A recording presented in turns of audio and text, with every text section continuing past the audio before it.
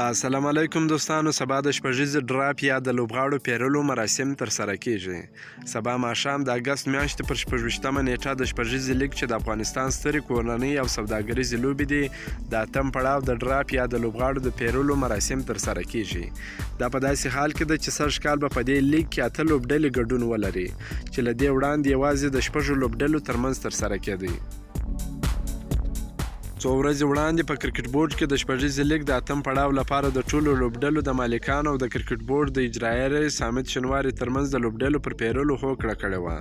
په دې تړاو افغانستان کرکټ بورډ هم پر خپله فیسبوک پاڼه لیکلی ول چې د لومړي ځل لپاره د دې سترو کورنۍ تجارتي لوبو لپاره 8 لوبډلې جوړې کړې دي او 8 شرکتونو ته یې د مالکیت امتیاز ورکړ. حامد شینواري د کتنې پر مهال د لوبډلې له مالکانو مننه کړې وه چې په کورنۍ کرکټ یې پانګونه وکړه او لوبډلې یې واخیستې، ترڅنګ یې زیاته کړه چې سږ کال به شپږیزه له نوښتونو ډکه وي.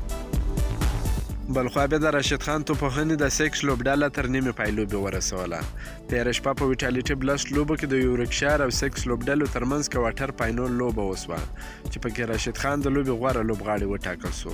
راشد خان په بالینګ کې 4 اورونه وکړل، 25 منډې یې ورکړل، 1 وکټ یې واخیستل، خو توپوهنه کې یې ښکلې لوبه نندارې ته وړاندې کړل. هغه په توپوهنه کې یوازې 9 بالونه ولوبول، 2 شپږیزې او د 3 څلوریزې پر مټ 21 منډې وکړې او تر پایه ناټ آوټ پاتې سو.